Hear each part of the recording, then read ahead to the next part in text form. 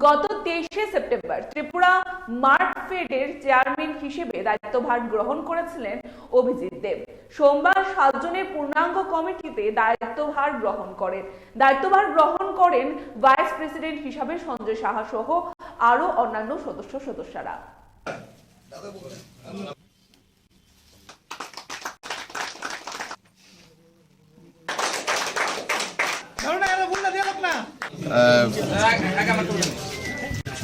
আজকে আমাদের যারা নবনিযুক্ত যারা বোর্ড অফ ডাইরেক্টর যারা বোর্ড মেম্বার ত্রিপুরা মার্কফেডে তারা আজকে অফিসিয়ালি আজকে দায়িত্বভার গ্রহণ করেছেন। কারণ আপনারা সবাই জানেন যে গত 23শে সেপ্টেম্বর রাজ্য সরকারের সুপারিশ অনুযায়ী সমবায় মন্ত্রকের পক্ষ থেকে আমাকে ত্রিপুরা মার্কফেডের চেয়ারম্যানের দায়িত্ব দেওয়া হয়েছিল নতুনভাবে। তারপর গত 8ই ডিসেম্বর রাজ্য সরকারের সুপারিশ অনুযায়ী আবার আমাদের সমবায় মন্ত্রক আমাদের যে 7 জনের যে বোর্ড অফ ডাইরেক্টর তালিকা বোর্ড মেম্বারের তালিকা সেটা প্রকাশ করেছেন এবং আজকে তাদেরকে নিয়ে আমাদের আজকে এই প্রথম আমরা সভা করতে যাচ্ছি।